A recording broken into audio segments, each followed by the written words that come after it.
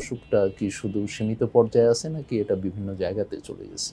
High গ্রেডের prostate cancer কিন্তু খুব তাড়াতাড়ি বিভিন্ন জায়গাতে চলে যায়, বোনসে চলে যায় কিংবা অন্য অন্য অর্গানে চলে যায়।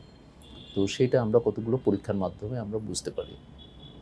সাধারণভাবে আমরা বলতে পারি যে হোল বডি এমআরআই অথবা হোল বডি বোন স্ক্যান সবচেয়ে ভালো হয় যদি গ্যালিয়াম-68 পিএসএমএ পেট স্ক্যান আমরা যদি করতে পারি তাহলে খুবই ভালো হয়। আমাদের দেশে খুব সীমিত পর্যায়ে পিএসএমএ পেট স্ক্যান খুব বেশি হয় না, হয়তো 5টা-6টা প্রতি মাসে ওরা করে। তো সেটাও আমাদের জন্য অনেক সহায়ক, কিন্তু এটা ব্যাপকভাবে এটা প্রচলিত হওয়া অত্যন্ত প্রয়োজন। এটা আমাদের শুধুমাত্র ডায়াগনোসিসে কাজে লাগে না, এটা স্টেজিংয়ে কাজে লাগে এবং ফলো আপে কাজে লাগে। তো এইটাতে আমরা বুঝতে পারবো যে কোন স্টেজে আছে।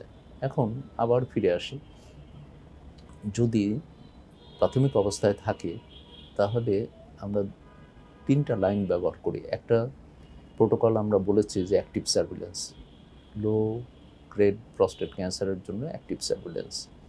আর যদি ইন্টারমিডিয়েট গ্রুপ কিংবা হাই গ্রুপ কিন্তু locally concentrated in the prostate, তাহলে আমরা 2টা চিকিৎসা এদের জন্য বলতে পারি। একটা হলো অপারেশন করে এটা প্রস্টেটটা আমরা বাদ দিয়ে দিতে পারি, এটাকে বলা হয় রেডিক্যাল প্রস্টেটেক্টমি।